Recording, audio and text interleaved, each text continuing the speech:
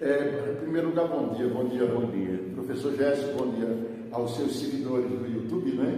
E só dizer da satisfação deste momento e dizer que o livro A Guerra de 12, na verdade, ele retrata uma realidade da nossa região, a região caririzeira, do conflito que houve no início do século XX, envolvendo praticamente todas as famílias que existiam naquele momento aqui na região, tendo à frente, não é, os dois grandes protagonistas da história da Guerra de 12, que foi o doutor Augusto Santa Cruz Oliveira e o coronel Pedro Bezerra da Silveira Leal. O que se sobressai na história da Guerra de 12 é justamente o fato de termos entre os coronéis que mandavam e desmandavam na época a figura de um coronel diferente, um coronel que, embora fosse também um oligarca, de certa forma, filho de Dr. João Santa Cruz, que inclusive foi deputado várias vezes aqui na região, Augusto Santa Cruz, que tinha um pendor especial para a política e era também um grande jurista, inclusive posteriormente chegou a ser juiz, foi promotor de justiça, foi advogado, foi juiz de direito no vizinho estado de Pernambuco, especificamente nas comarcas de Afogados da Ingazeira e de Limoeiro, em Pernambuco. Ele marcou com sua presença porque eu diria que era um coronel contra os coronéis. Isso era muito interessante, era uma figura polêmica, uma figura contraditória, cheia de paradoxos, não resta dúvida, mas ele tinha algo muito especial. Primeiro, o trato fino que ele dedicava às pessoas, e de uma forma muito particular às mulheres. Ele era muito tido como um homem altamente educado. E isso se revela, inclusive, no encontro dele com o Lampião, quando ele, com muito respeito, mas com muita autoridade, enfrentou o Lampião, que fez o rei do cangaço, inclusive, baixar a cabeça, pedir desculpas e retirar-se da presença dele. E são muitos fatos que marcam a história. Quando ele invadiu Monteiro à bala e prendeu o juiz, prendeu o padre, prendeu o promotor, prendeu o delegado, prendeu todas as autoridades de Monteiro, levou-os presos, amarrados nos cavalos para a sua fazenda, a Fazenda Areal, e depois teve que enfrentar a sanha violenta mesmo do governo de Pernambuco e Paraíba, que se reuniram, quando 200 militares armados invadiram a Fazenda Areal, destruíram a fazenda, queimaram tudo que existia, enquanto o coronel fugia para Juazeiro para encontrar o grande padre do coronel, o padre Cício, irmão Batista, padre Cício do Juazeiro, né? E dali ele voltou justamente para deflagrar a famosa Guerra de 12, para evitar que Castro Pinto fosse eleito governador da Paraíba e para combater a oligarquia paraibana. E aí é quando ele invade cidades, né, várias cidades a partir de Patos, mas também é onde ele perde aí o prestígio, porque ele fazia parte da chamada política salvacionista do presidente Hermes da Fonseca, que todos conhecem. E aí ele terminou por perder a luta em São João do Cariri. E a partir daí é quando eles têm que fugir, ele é preso, é julgado, mas o prestígio da época foi julgado na sua própria cidade natal, Monteiro, foi absolvido, porque foi tido como um criminoso de guerra, digamos assim, não ao regime jurídico de um criminoso comum, esses fatos que pouca gente conhece, e a partir daí ele era tão prestigiado que justamente no momento que ele consegue a liberdade, o governo de Pernambuco o convida para ser juiz de direito, como eu já falei anteriormente. Então é uma história de um homem que marcou o seu tempo, de um homem que lutou pela liberdade à moda dele, sejamos sinceros, né? Ele era um coronel contra os coronéis.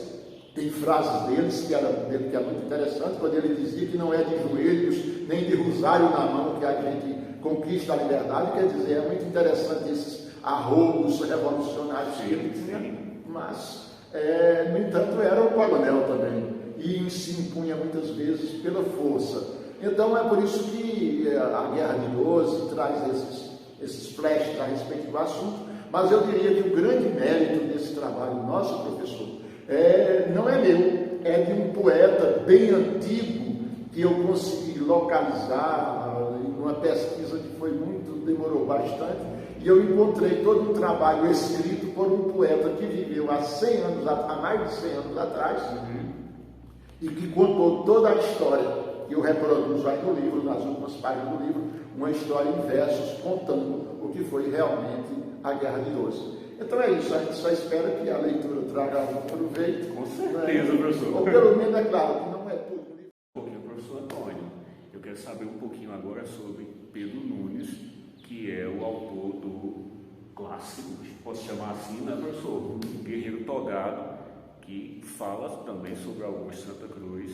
Não li ainda Guerreiro Togado, professor. Ele não se encontra mais impresso, né? Aí você só encontra em Xerox. E como eu sei que vocês foram amigos, o senhor conheceu pessoalmente Pedro Nunes, eu queria que o senhor falasse um pouquinho sobre o homem e sobre esta obra dele em particular. Olha, primeiro, Pedro Nunes, que foi realmente meu amigo pessoal. Pedro, ele é nascido aqui nas imediações de Paraíba, Pernambuco, São José do Egito, ali Monteiro, ligado à família Nunes de Monteiro. E eu conheci Pedro já quando ele justamente lançava o livro Guerreiro Togado, em sua primeira edição.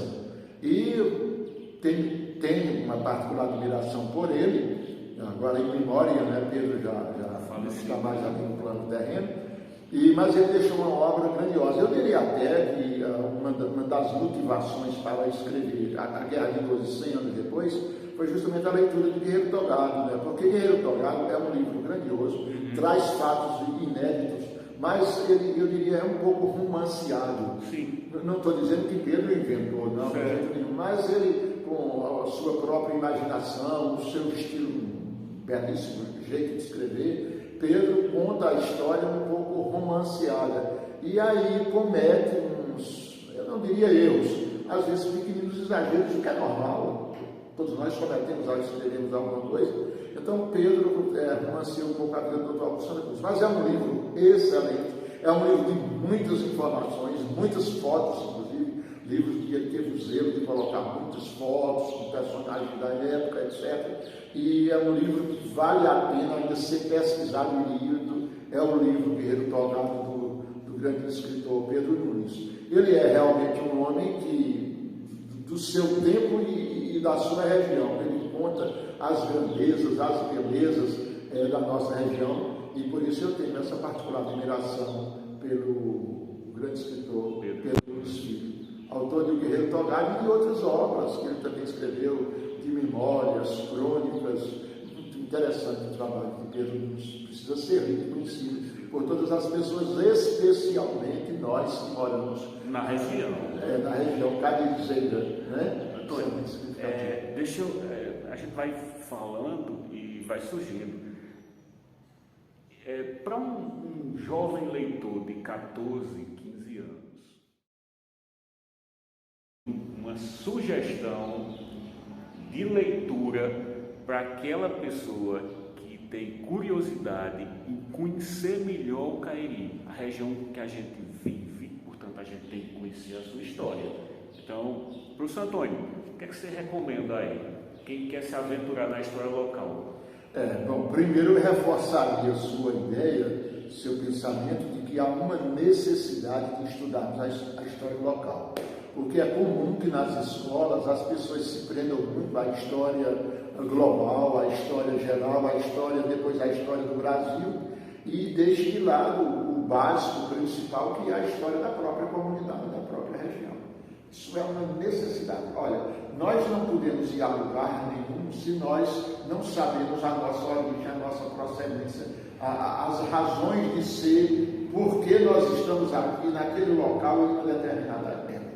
É por isso, professor, que além da história, eu sempre fiz questão, inclusive escrevi também um livro sobre o assunto, além da história, eu recomendo sempre que o jovem estude história e genealogia.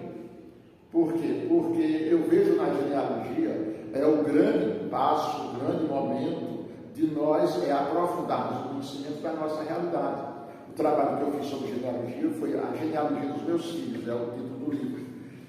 Posso depois passar para você.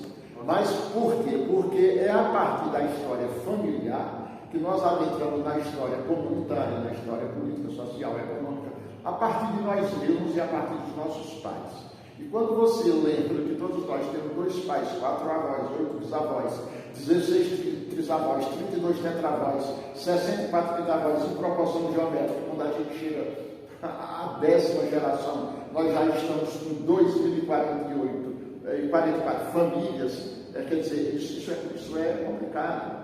Você vê que há um crescimento fantástico de nós mesmos e nós somos descendentes de toda uma comunidade. Tá, mas voltando à sua questão, eu disse só uma reportagem de genealogia, porque eu não entendo compreensão de história local sem entendimento de genealogia. É muito fundamental. E eu sugeria, então, já que você me falou, eu tenho alguns autores da região. Primeiro, o livro eu sugeria o livro de Pedro Nunes, a partir de Guerreiro Togado. É uma indicação. Eu sugeria a leitura do livro de Padre João Jorge. Padre João Jorge, que é um grande pesquisador, um padre holandês, mas inclusive esteve aqui em Camalaú, e hoje está em Cabaceiras. Estava no dia estava porque Cabaceiras é o centro, é a referência de todo o Caribe paraibano. Você sabe que é Cabaceiras, onde Pascácio de Oliveira Ledo criou a minha fazenda, né? Cabaceiras, que depois foi dividida entre os seus genros, Antônio Ferreira Guimarães e o capitão de Farias Castro, né, casados anos com Cristina e com Isabel, filha justamente de Pascácio de Oliveira Ledo. Pascácio de Oliveira Ledo, que é filho de Custódio de Oliveira Ledo, irmão de Teodoro de Oliveira Ledo, fundador de Campina Grande, e sobrinho de Antônio de Oliveira Ledo, que é o primeiro homem branco que pisa as terras dos Caribes paraibanos e que funda a primeira igreja de todo o Caribe paraibano, lá em Buqueirão. Então é muito interessante que você se liga a esses personagens, porque aí está a raiz da nossa história. Então o padre João Jorge, com muita mestria, ele trabalha isso. Ele faz pesquisa, sendo que o foco dele é principalmente sobre a religiosidade da região.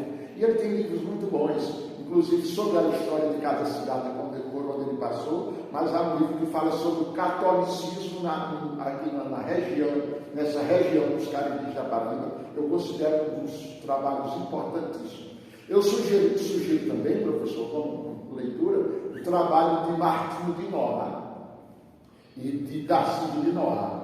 Eles escreveram Ramificações Genealógicas dos Caribes Paraibanos.